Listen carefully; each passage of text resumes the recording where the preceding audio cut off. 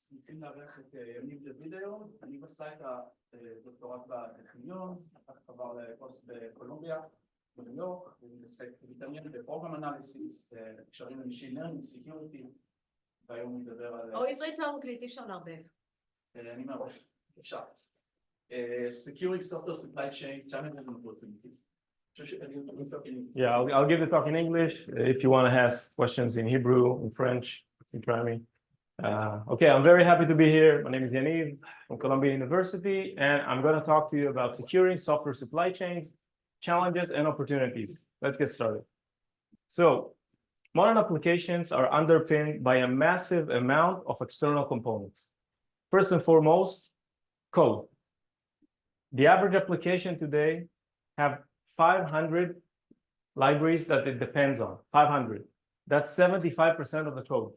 This was not always the case. In 2019, it was around 50%, and before that, it kind of was switched. This is massive. This is a major change in how we build software. Then, it also relies on third party. This can be data from complicated objects to calendar invites, and lately, models, AI models embedded into these applications. Now, these external components keep updating. This can be code updates or data structure updates. The average application will see 120 update notifications per year. As you might have guessed, this quickly turns into a security problem. First, you lose track of which libraries are you even using and which versions. This can be extremely complicated when you're dealing with compiled code. Surveys show that it will take between days to weeks to answer this question, what am I even running? Then, after you know which libraries you're running, you're going to end up with a lot of vulnerabilities in all these libraries. Going forward, you'll see that hackers, knowing everything that's going on, they're targeting the repositories of these libraries, implanting malicious libraries in them, and tricking you into using them. Then, as hackers see your usage of data and the data is changing all the time, it's becoming a lot harder to sanitize the data structures, leading to a class of vulnerabilities called deserialization attacks. I'm going to talk about them towards the end of the talk. As you want to get out of these problems as a developer, you want to apply security updates or other updates, you're still taking some risks because these updates might break your application. They didn't mean to, but they might. And in other cases, hackers will take over libraries and inject them with malicious updates. My goal is to change that and increase the security we have in our software systems. Spending years, many years in the IDF doing cyber defense and complemented that by my academic experience and my expertise, I can say that securing the supply chain is critical. We have to take care of these problems. I've experimented with many types of these systems or security problems. Where is it vulnerability research, hunting hackers, stopping hackers, and this was one of my main conclusions. And then, again, drawing from my academic expertise and training, I think that the only way to really deal with these problems is to introduce fundamental tools, provide some scaffolding to make some order in this very messy and constantly updating systems. In my PhD, I started out by addressing this first problem and essentially allowing us to know what are we running, reading these complicated compiled code, which only experts can really read, and they do it kind of slowly. So instead, I've implemented and introduced a line of work that allows to group objects that do the same thing together via code similarity. And towards the end, use machine learning approaches and techniques to name these things, give them some meaning so the practitioners can know what they're dealing with. Moving to my postdoc, I've pivoted to a different aspect of this problem, which is the management aspect. How do you control which new software comes in and out, which changes are being applied? And I'll talk about it soon. And finally, the last block I've introduced is how to know without specifying explicitly what is the structure of these data objects and how can we sanitize them automatically and prevent them from being attacked In this case, we've introduced one of the first systems to stop deserialization attacks. Now, besides all the papers which I had a great time writing and thinking about and leading them, I'm also very lucky we could have direct impact on the open source community. During this process, we've found almost 400 vulnerabilities in firmware, embedded firmware. We've created and open sourced a series of systems that developers, researchers, and DevOps practitioners can use. We actually use them just to see how good they are. And we managed to push a lot of real updates to open source projects, very prominent projects we sometimes use ourselves. And this can be closing security holes or just pushing them to update their libraries. Finally, as an ongoing interaction with Google as part of a grant I'm leading, we're taking all these systems and injecting them into the internal and public-facing services around these problems that Google is providing and using. With that, today I only have time to present 2 works, and I want to share my vision and approach for the future. I'm going to start with the first one, Upgrade Advisor. Again, please free when we start to stop me with any questions you have. So Upgrade Advisor, the main problem here was streamlining the updates. The basic question that might prevent people from updating is, hey, will this update break my code? If you're not sure why an upgrade breaks your code, I have a few examples coming up. So first, we wanted to see how bad is this problem. We performed a survey. We took just GitHub applications, random, that are very high, prominent, high starred across Python, JavaScript, and Ruby, just prominent languages that everybody's using. And we found that the average application has at least one library that is delayed by 400 days. It's essentially living in the past. And this is, again, the average. That was, we concluded the survey in 2021. I think that now it's even worse. And there's more details in the paper. I'm going to tell you who's not waiting. The hackers are not waiting around for these updates. They look at these bugs. This is a real, it's not like Hacker News, it's a real article in Hacker News. And they're saying, okay, we have this vulnerability, was discovered. They're probably telling us about it because it was fixed, right? But not everybody is adopting these fixes. So we have a bug that's supposed to infect a lot of these projects. And immediately, hackers start scanning the world, looking for applications and systems that are using this vulnerable library, wanting to exploit it. So what's the problem? Why are we so afraid of these things? It's in the library, right? The problem is that if you have a vulnerability in one of your libraries, from the OS point of view, this is one process. All the code is essentially your code. The fact that someone else wrote it's like your problem. So if you have a vulnerability and everyone, the application library share the memory, then they can affect each other. Especially if someone is exploiting this vulnerability, they can ask for whatever resources the application has.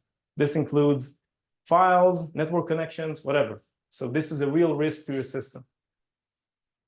Going forward, so what's the bad consequences of not updating? First, I think I discussed the first one of bugs are fixed in these libraries. Without adopting the fixes, your application is still at risk or crashing or whatever else the patch was supposed to deal with. Furthermore, and this is a more subtle point, conflicts start to arise at the transitive dependency graph. Put simply, if you have an application, it has 2 libraries and each one is demanding some version of this third library, then they need to agree. So first, maybe they'll go and decide to use the older version that everybody's supposed to be supporting, but at some point, they're just going to converge and not be able to agree on this version, and it's not going to be able to set up, okay? So that's a big problem, and it will affect the entire system. So everybody's either pushing to the past or just not agreeing. Now, naive solutions will not work. Just update and wait for something to happen. That will not work. I think it's trivial, right? Because you might end up with a very noisy crash. This is in the case of a dynamic language like Python, where the update added a new argument, and you did not provide it because you didn't write the code with this update in mind. This is going to crash. It might even be a worse scenario where it will fail silently and maybe crash somewhere else or do a data corruption pass. This can happen in this example where this last argument was changed from reporting a crash to running as a daemon. You understand that these are 2 different things. can create really, really bad consequences. One more thing. Isn't that the fault of the person who wrote the library in a non-backward compatible way? That's right. But there's two problems. First, the distinction of am I breaking an application or version or not is not performed automatically. The developer will decide, okay, I'm breaking something if they notice, or not. In some cases, it will be the other way. You'll think I'm not breaking anything, but actually they're breaking something very subtle. Okay. This happens not a lot, not quite a lot, but it happens. And that will create a distrust among developers. If it happens to you once, you're probably going to be scared of updates to some degree. I'm still not sure where you're drawing the line. There is an issue of backward compatibility that what worked before is not going to work the same way when you run it now. That's one issue. Another thing, that there is security vulnerability, which could have been in the old version or the new version or both. How do you disambiguate between them? So that's a good question. I'm going to address in the next slide. Thank you. So one more thing we can do is just look at all these changes and decide if they're good or not, just because of scale. If you see this one example of an update, it's a minor update. It's not supposed to break anything. It's just changing the last bit. This is a real update. It changed 23 files, almost 500 lines of code. So maybe one time you can look at 500 lines of code, but if you think about it times number of updates, I told you it's around 120, times all the libraries you have, that's just not a scale, not going to scale. So for this need and to address this problem, we present Upgrade Advisor. The Upgrade Advisor, it's worker at the we published in OSDI 2022, and Upgrade Advisor does a simple thing. It takes the application code, takes the dependency, the library code, and the updated dependency code. It will reason about them, and it will engage a low overhead tracer on a production system. And using all of this information, it will issue an update advice. This can be the upgrade is safe, the upgrade is not safe. I can show you where it's breaking, and I'll get back to your question in a second. Or, and this is also an important artifact, issue a reduced diff, only the part of the change that it could not resolve automatically. And okay, look at these X number of lines. You can help me with that, and we can do the update. Now, there's a few ways to look at updates that are breaking. By definition, if you're updating, if you're solving a security vulnerability, for example, you're changing the semantics. The question of whether the semantics is changing in a good way or a bad way is something that needs to be determined. But what I'm going to say here is that in many of the cases, specifically, we built this Upgrade Advisor for Python 3, and we evaluated on 172 real dependency updates. And what we found, again, these are all very prominent projects, top star projects.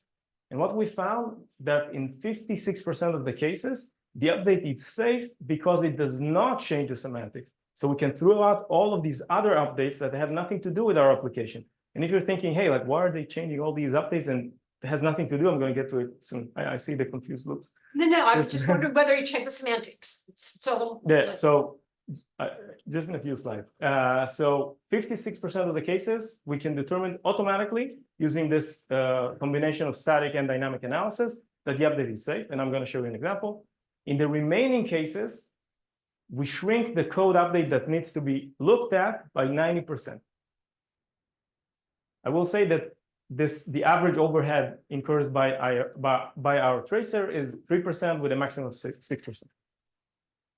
What we also did was we took a sample of these 172, 12 specifically, and we just pushed them. We just used the result of the system and pushed them to the open source projects. And most of them were already merged, and we got really good feedback. People are really happy about it, saying thank you, and most importantly, merging the result, which was for benefit for the whole open source environment. So the basic question which I was asked about is, so what's the problem here? The core problem here is that you have your application, you're supposed to know everything about it. Let's say on the aggregate, the entire team knows everything. And you know almost close to nothing about your dependency code. There's this big chain of libraries. You cannot know everything about everything, all of these libraries. And the core problem is, okay, I can see the update. That's easy, can diff. But what is the impact of the update? What's the semantic meaning of this update? And this is the problem we want to address. So a basic thing we could do, just as a thought experiment, let's apply the update and see what happens. And what will happen is probably the following. Some of these changes are gonna be, and trace this under production environment and trace everything that's happening, okay? We really wanna do an experiment. So we'll see that some of the changes are not touched. Now, why is that? The main reason is that libraries are constructed for many cases. Let's say you have a library for networking. So you have UDP, TCP, DNS, whatever. You're probably using a subset. So most of the library or a significant amount of the library is not going to change, but some of it is going to change. Yes. How can you tell whether things that are touched rarely are being touched? Things that are touched. Touched rarely, you know, they're not touched every day. They're touched once in a month. That's a good question. So our before we get to that, so the question, how do you know if some part of the code was touched? So just to follow up with a few concepts before that, the problem with this scenario I described before is that first, if you're going to update without testing it or doing anything else, the update is going to be risky, maybe going to have data corruption, so that's not such a good idea. Another problem is that if you want to dynamically trace everything that's going on, it's going to be a high overhead, and you cannot do that for real production systems. So what we wanted to do is the following. We want to study the update without applying it. We want to not interrupt the system. We don't want to do any resets. We don't want to push a new version of the code to test, like a spiked version with the parts we want to test. We want to be able to do it without interruption, and we want to incur low overhead. Whatever we do, if we don't want to do production testing, we want to do low overhead. And this is getting back to your question. Our assumption here is that after we do a methodical static analysis, which I'll kind of discuss a bit later, and after using a production environment for a significant amount of time, we can get as close as we can to the ground truth about the usage. Let me reason and then maybe sharpen Sanok's question. Let's say there's a security update that only fixes some vulnerability. Unless this vulnerability is being actively exploited, the code that should run and do bad stuff and is now Might not be touched, right? You won't see it unless you're being attacked. That's right. Or use randomized testing. If you use completely randomized testing, you'll solve this problem. Because you'll hit Unless the you corner. need to kind of You'll trigger all the Yep. deep corners. So my kind of two point message here is that first, you want to clear out, as this is like a macro problem. You want to clear out all the updates that have nothing to do with your problem. And then once you reason about the parts, the really specific parts, for example, about the security update, then you can just reason about them and throw out the other stuff. This is what we're trying to do here, okay? And again, the tracing of production will give us as much as we can get after static analysis, after studying everything, to the ground truth, which is basically cannot be resolved automatically, right? So as I've said, we're gonna do a two-step hybrid program analysis. First, we're gonna run a static analysis to discard never reachable changes, okay? And then we're gonna do the dynamic analysis to reason about the maybe reachable changes, see if they're reached or not. If they are reached, you immediately know that they're reached. That's, for example, one When output. you say never reachable, you mean in the compiler sense that you just never reach them? At the static analysis sense, and I'm They're gonna not get reachable. These are, never reachable. okay. I'm gonna give me 5 more slides, and I think Dead code. That code. No, it's not dead Yeah. code, it's dead code in your application, when the library is Exactly. used in your. It's not that code in the library because there's no such thing, maybe, right? So, and we're gonna achieve this low overhead by employing a selective hardware-based tracing. So there is a mechanism that I'm gonna tell you about in just a few slides that help with hardware-based tracing and makes it reachable or achievable with low overhead. But this cannot work for all languages. Developers, they love JavaScript and Python. I like Python too. And all the developers want to use these dynamic languages because they're fun and you can do stuff faster. Most of the developers are there, so we wanted our system to be able to reach them and help them too. All of the repositories of these languages are the biggest repositories in the world, right? So we want to design an upgrade advisor to support dynamic languages. Now, this will make 2 things harder. First, we won't have any type information or some hints that might be part of the code. This will make this never reachable claim a lot harder. And using anything that have to do with the hardware is harder because these dynamic languages don't run on the hardware. I'm gonna get back to it in a second. Let's see how the Upgrade Advisor system works by using a real example. This is QLib. It's a popular application by Microsoft for AI investment. QLib uses hyperopt. It does hyperoptimization for parameters. I'm presenting here part of the call graph. The call graph is a graph that shows functions and edges that are connecting via call relation. It means that one function is calling another function. So I'm going to create these call graphs for the application and the dependency, the library, and it's color coded, purple one and orange ones. And you can see here the places where the application calls the dependency. Okay. Looking at the update to hyperopt, we overlay it on the graph in a way that whatever change in a function will cause this star to appear. One of the nodes have been through a change. Okay. Looking at this now, we see, as long as this call graph is correct or sound, that these two changes are never reachable. And that's good because this change is not the most fun change to reason about. It has something to do with how the signals are being processed for Windows and non-Windows. So good thing we don't have to reason about them. Whatever we're left with are the maybe reachable changes. And these will be the target of our selective tracing. Now, why do we need tracing and not just profiling or something else? Exactly for this reason. For example, in our tracing, we'll see that this function is hit. But if you look at the path, you'll see that the path does not go through any of the changes. If you're not activating change code, you're going to resort to the previous semantics. Now, looking at this, again, the real entire graph, we started out with 72 chain functions. Statically, using this call graph, we managed to remove 94%. One of the other changes was removed dynamically, using just this example I showed you right now. So we're left with only 3 changes. Now, we were not the developers of QLib or hyperopt, but we looked at these 3 change functions. It was around 15 lines of code, reasoned about them, thought about it a bit, wrote some tests, submitted it. That's it, was accepted. So this change was waiting for half a year. We used our system, pushed the update 5 hours later, the update was adopted, merged, and then after a few weeks, we were part of the real release. We were pretty happy about it. So just a second, so how do you really do this? There are a few challenges here. To do this non-reachable, maybe reachable analysis, you want to have a sound call graph creation. This is not a trivial task.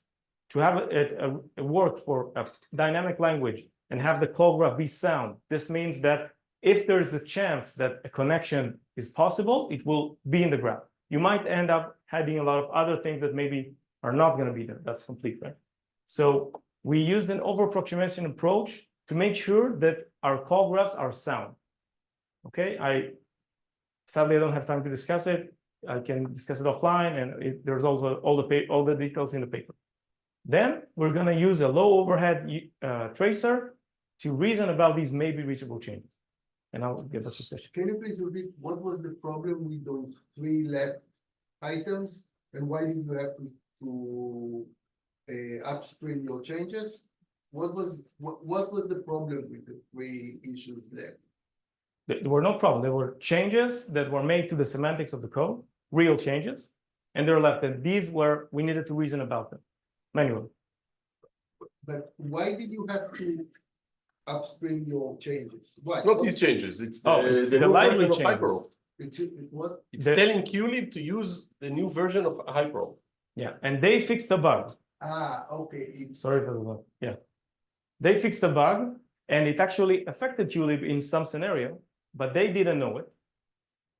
And by allowing them or helping them update or upgrade, then we just tell them, hey, like you need to update, and we show them this graph, and we told them all the work we did, and then they say, okay, that looks okay. To it. Yeah. So going back to what Rani said as well, we do know that many attacks come from triggering some weird part of the code you are not supposed to reach at any other time. But when So the attack is That's a good used. question. So the process, if I kind of think about how the security practitioner, DevOps, DevSecOps practitioner will use the system, so they will start out by looking at this, maybe running it for a week, and then they're gonna sort of get the star up a bit, and then they're gonna know if some of the functionality must be touched at some time, and then they can start reasoning about whether this security vulnerability is going to be touched directly, or maybe even it's enough to know that it's going to get here. So you should reason about this update. But in other cases, you might see that it's never going to be reached. Did you evaluate this with comparison to previous public security vulnerabilities? Because in many occasions you did see things like, oh, so they use some weird backwards compatibility thing to trigger some old version of the code by putting something of the wrong type and things like that. And it seems like you wouldn't notice that this part of the code is ever used until the very moment of the attack. So even if you will run it for a week or a month, you will not see it unless you are attacked during this month. So first of all, we didn't run it on production system because we don't have production system. But what we did was we took a data set provided by Instagram, and they just said, okay, this is something that looks close enough to Instagram, provided to all researchers, and they gave a data set of the network, like sessions being run against them. Okay, so if you go up enough and the graph is okay, and we did a random set of updates. Some of them were security, some of them were not. But again, using this in practice, if you go up enough in the graph, you'll get to a point where the app is connecting to the library. So if no one has ever used anything about it, that means that it's probably disconnected. And actually, this is the main point.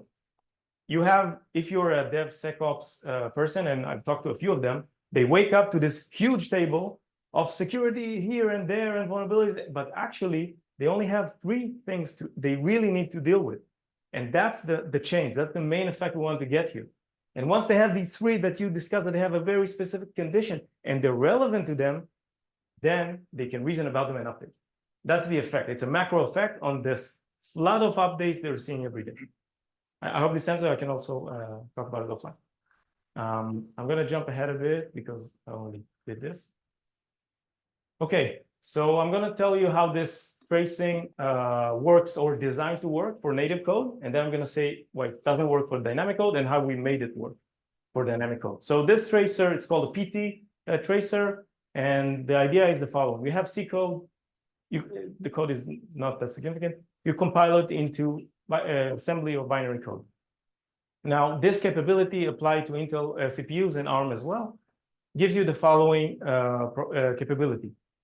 Whatever the CPU is configured to track this code, and I'm going to use this thing to show the code is tracked, whatever it's running, the CPU, and it hits a conditional jump, it's going to record whether the jump was taken or not. The same goes for indirect calls, indirect jump, blah, blah, blah. And at the end of the and this is the CPU is storing these records directly on the RAM without consideration to the software. The software doesn't even know it's being traced. But that's an important property. And this is allowed by the fact that the OS is configuring this mechanism to write into a certain amount of the RAM, and it's going to write cyclically. This means that you have to read these records before they're overridden by the CPU. That's very important. Given that you've seen all these records and you have the code, you can recreate the path that the software went through. This is the equivalent of me telling you I went out this door, I went straight, right, left. If I tell you of that and you know that I started here, you can retrace my step. This is very important. Okay, so as I've hinted to before, yes. And the tracing, is it on all jumps or on specific pages or? So you define it on the parts of the code you want to trace, and you get the jumps that are conditional or indirect. Jumps you don't need like indirect. Some specific address range. A range of. But you won't see exceptions and signals and a lot of other irregular behaviors. That's a good question. I'm going to get back to it. It's even more complicated in Python. So Python, I've hinted to it. It's also compiled, but it doesn't run on the CPU. Okay, it runs on this virtual machine. Let's say the CPython implementation. It looks like this. But in any case, you cannot just activate this thing as Eyal kind of asked and directed to something because there's no pages in the real. It doesn't work like that, right? It works by this very big switch that goes through opcode by opcode using all the data and kind of implementing a virtual machine, right? So what our collaborators did on this paper, they did in PLDI, they said, okay, I want to do it anyway. I want to trace this Python code, specifically they did it for Java. And what they did was they decided to trace the interpreter. This means that they got a lot of jumps. Why? Because every switch case is a jump, and then inside every opcode you have a few jumps. But they decided to do it anyway. And if you have this trace and you have the code of the interpreter, you can recreate the interpreter trace, and then you can start looking at the Python code and recreate the Python trace. That sounds good, right? But as you maybe kind of guessed it, it's not going to work in practice for many cases. Why? Because you're going to hit a high overhead. You're going to have a lot of jumps for every one Python Java jump. And what happens when you have a high overhead is two problems. First, you need to allocate a larger buffer of your RAM. So you're taking memory from something else, and you're going to hit data loss. At some point, the CPU is not, the software is not going to be fast enough in reading these tracing, and then you're going to have data loss. And data loss for our case is not good. Because if I told you I got out and then I took a right and that's it, then you're not going to know where I went. And going back to your question, if there is a one thing I really want to know, I want to make sure that our data collection is coherent. So we did something else. First of all, we only applied this tracing to the functions we cared about, these stars that I told you about before. So this is going to shrink the problem a bit, also relating to Eyal's questions. And then we did the following. We injected these jumps into the interpreter. The only thing the jump does is jump to this special part of the memory we added, and it jumps back. Now, we directed the CPU. This is now native part of the code. So we directed the CPU to only trace this part, okay? And by doing that, we essentially casted this Python jump into something the CPU sees explicitly, and only that. So we casted this Python jump into something the CPU can see, and immediately we got a one-to-one relation, meaning that we're not overflowing this buffer and not losing any data. So to do it in practice, we had to monitor for a few more things like exceptions and like signals. And this will essentially mean that we cannot resolve the unwind or whatever is happening in the Python, but at least we know we got out. So we can immediately say, okay, we lost the path, but we didn't lose the data that will get us to thinking that we're on the path. But if you're already instrumenting the interpreter, why not just add tracing code into the interpreter? That's a good question. What do you mean tracing code? This thing, something like Do this. it in software instead of. Good, very good question. I'll show you why. So the question is, okay, why do you need the hardware? That sounds too complicated. The reason is it's going to be very expensive. I'm going to show you in a second. Thank you for this question. So just to make it work, we had to do a few more things and monitor the calls and the exceptions and a few, but using the same mechanism. This is a interpreter level mechanism. We can, after we kind of set it up, we can trace wherever we want. And specifically, we can use this mechanism to do other things, not just tracing, using this hardware help. So we get selective tracing and we get low overhead due to this casting. So we wanted to answer this question. And truthfully, we started out by thinking we can do it using software. And we realized pretty quickly we can. So we took this sample projects and we just used their data set.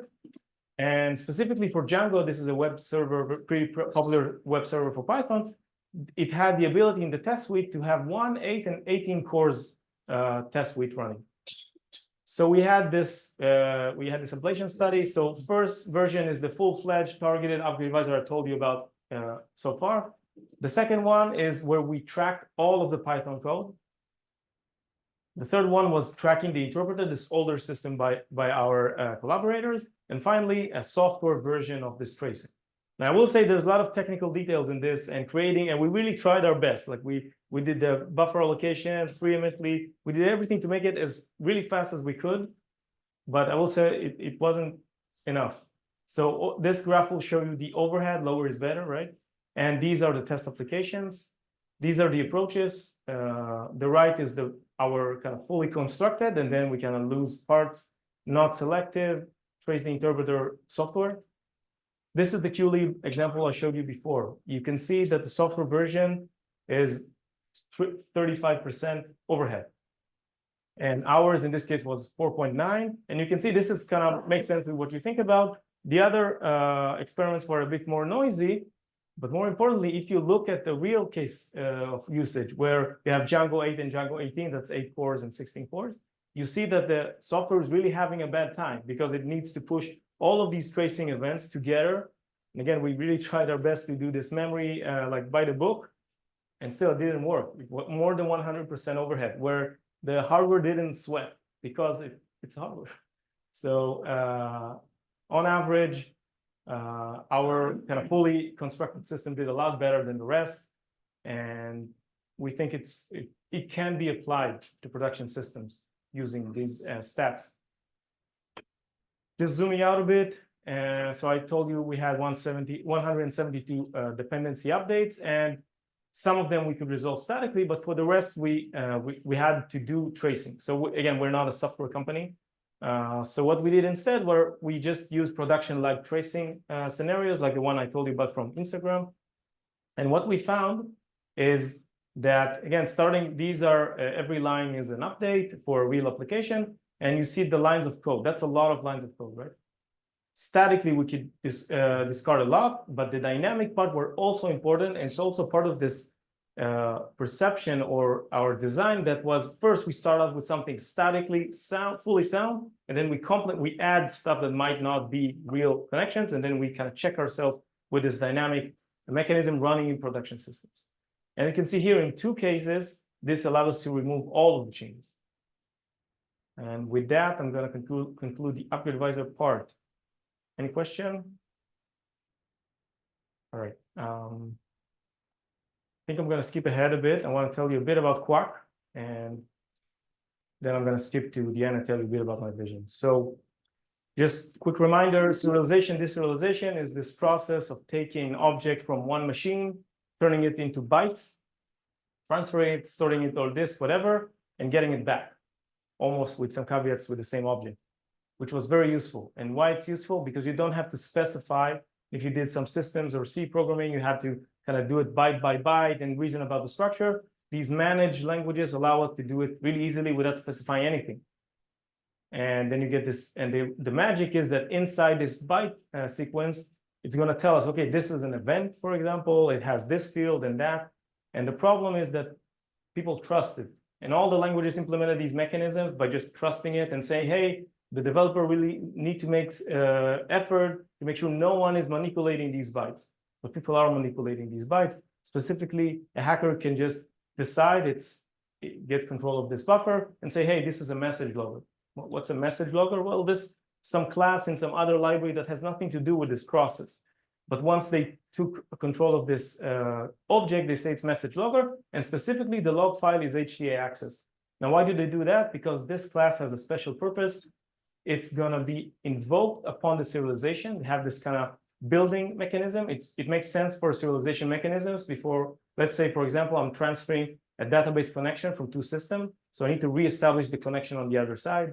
There's a lot of these other scenarios when this makes sense. Hackers are targeting these things. And specifically, by just doing this, it caused the system to delete a file called HTA access. HTA access controls the access to the web server, and then the attacker can just attack the system. So these things are happening. It's part of the OWASP top 8. A lot of vulnerabilities, a lot of bounties on HackerOnes, and real attack groups. This is about a Chinese group. They're just using these vulnerabilities. They're very lucrative for them. And now finding these vulnerabilities look like any other kind of input validation problem.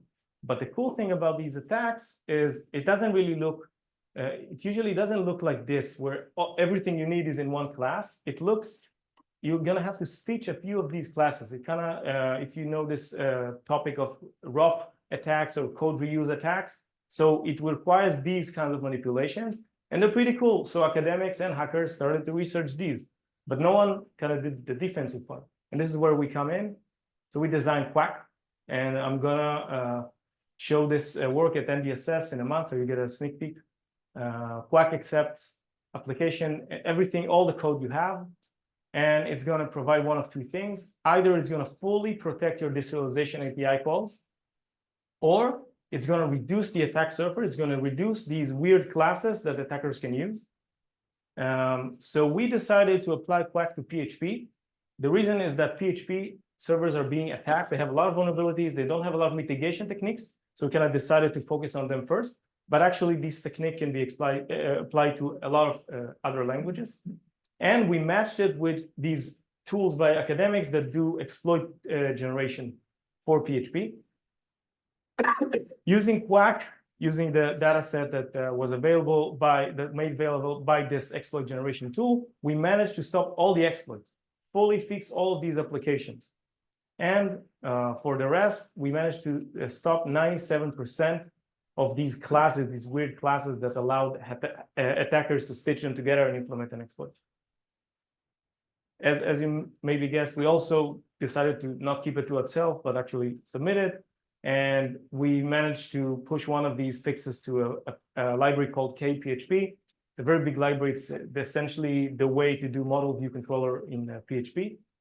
And we also got this one developer that has a very, like a lot of other people are using it. I'm not super sure why, but it had like 30 of these vulnerabilities inside their code. So we tried it and we kind of didn't want to scare him. So we submitted like 2 of them and say, hey, like if you need our help.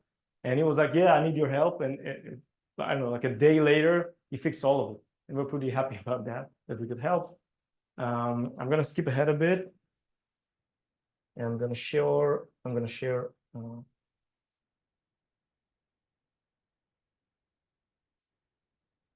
vision and allow you to ask your questions. So I've told you a lot about the dangers of taking code from others and data, and everything's going to be scary.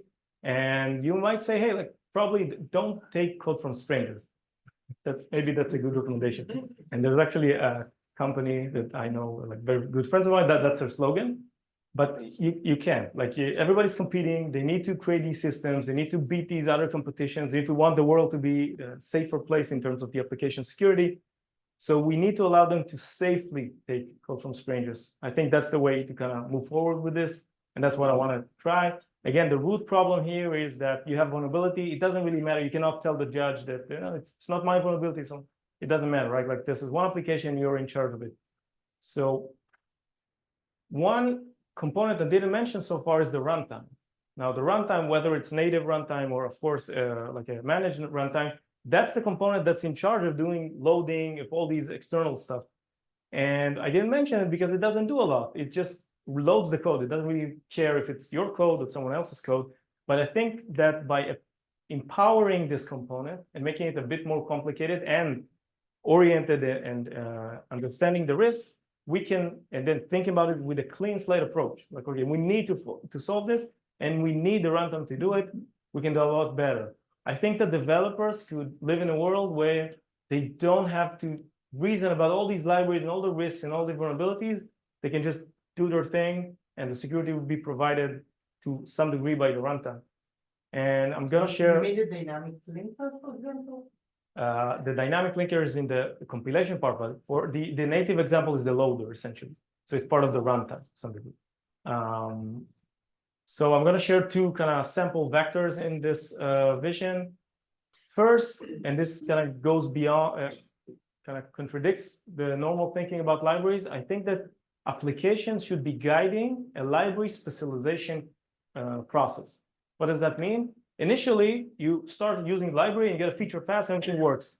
But if you had all the time in the world, maybe you tell one of the developers, hey, like take this library and write it like we want it. If you're in Google or something, like write it properly and secure it and stuff. But no one does this. So maybe we can do it.